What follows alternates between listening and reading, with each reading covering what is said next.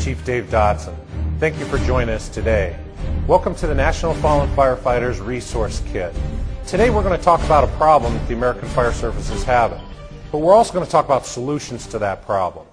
Right now, firefighters are dying in flashovers at a rate unseen in the American Fire Service. We're getting caught more often than we ever have. Today's class is about the solution, and you are part of the solution.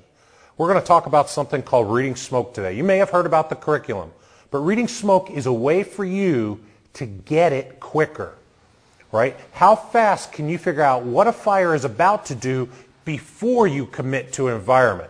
We hope you find something useful. Let's talk a little bit more about the concept of reading smoke. This problem has been set basically because some of the very things my generation has taught you on how to predict flashover are ending up being reactive. Things like heat that pushes you to the floor, rollover above your head, floor level fuels are starting to off gas. Well, those warning signs are only apparent if you're in the environment. And at that stage, it becomes a firefighter emergency. What we have to do is rethink the way we are predicting flashovers in buildings. This whole concept of aggressive interior fire attack has to be done with an understanding of what the fire is about to do before you commit to that environment. And the whole solution is reading smoke. You are part of that solution. Now, it's not that what we did was wrong in the past. It's just no longer fits for today's fire environment. And you didn't change that. Society changed that fire environment. So I think it's incumbent upon us to change what we do about it. And the solution is in the material you're going to see as part of this training package. We appreciate you being here. Now, just as a brief overview, reading smoke is a concept that allows you to, on arrival, figure out the answer to 3 questions. And the questions are actually pretty simple, right? Specifically, where's the fire? What's that fire going to do in terms of size and intensity? And what is it going to do next? And if you can answer those questions, where's the fire, how big is the fire, and what's it going to do next, you'll be able to predict the fire, forecast fire behavior before we commit our people to it. And that's actually the essence of being intellectually aggressive versus arbitrarily aggressive. And I do believe that's part of our problem, is so many of our crews, and bless them, they're super aggressive, hard-working firefighting crews, but we've become arbitrarily aggressive. We're aggressive because you're supposed to be aggressive, not because it's appropriate for that particular environment. We have to understand our environment and make the best choices before we commit. And reading smoke is one of our solutions to that. We said society has changed the fire. What has really changed? Well, we've measured this. We know what has changed. And we are dealing with a synthetic society and so many products that can burn at a hotter rate than ever before. We just look at some classic firefighter language. Classic firefighter language, the foundation of the firefighting world that I came into was that typical residential fires release 8 to 10,000 BTUs per pound of fire load.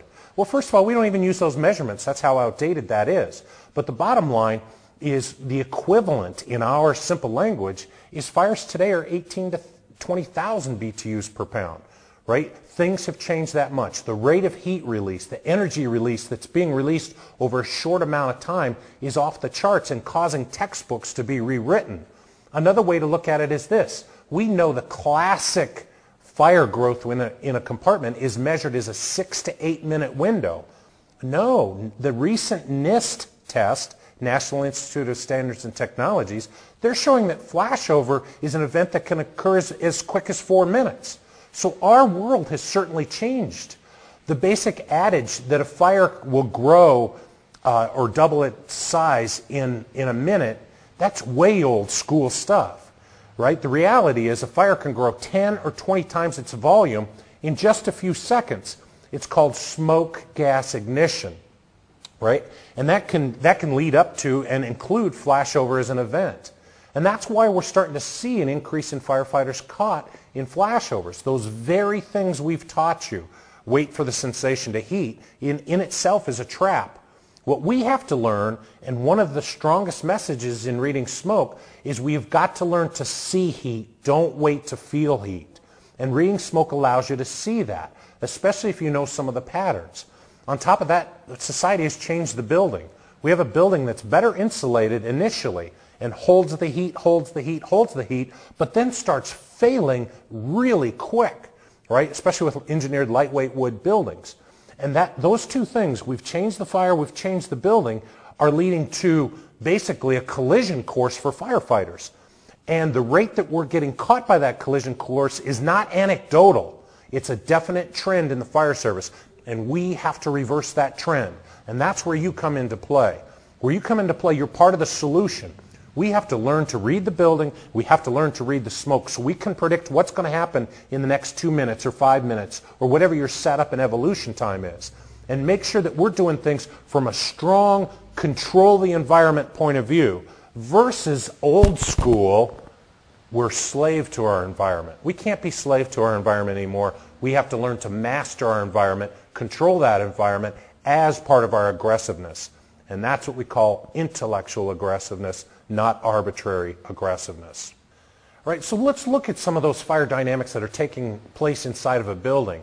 Not only has the time temperature curve been compressed, we have a higher heat release rate, which means things are happening quicker, but the temperatures, oh my gosh, the temperatures are off the charts, right? We typically thought of ceiling temperatures in a growth stage fire going from 800 to 1,000 and maybe flash over right around 1,100 degrees, and then the temperature would start tailing off as fuels were used up in a room. Our studies are indicating that ceiling temperatures of 1,300 to 1,500 degrees are routine and conservative, and we even have thermocouples showing 1,700 degrees at ceiling temperatures. That totally changes the fire dynamics inside that building. And that manifests itself in aggressive interior crews having to deal with heat conditions that they've never seen before. Now, we have great gear, and that gear allows us to get in a little bit closer to the fire. But I got to warn you on that. Even though our fires are faster, they're releasing at a quicker rate, and they're hotter, the smoke itself is ignitable, more ignitable at lower temperatures. As a matter of fact, smoke is ignitable at temperatures that you can't initially feel in your new protective equipment. So this has set the stage for disaster. As part of the Courage to Be Safe program, this resource kit attempts to identify and give you those solution tools for this amazingly hot, rapidly burning interior structure fire. What we want you to do is take from this information that will allow you to be safe and have that courage to be safe. Reading smoke is a solution. The more time you spend learning to read smoke, the better off we're going to be at the next structure fire. And remember, our key is when we show up at 2 o'clock in the morning, our key is how fast do you get it? How fast can you figure out not what's happening now, but what's about to happen with that fire behavior?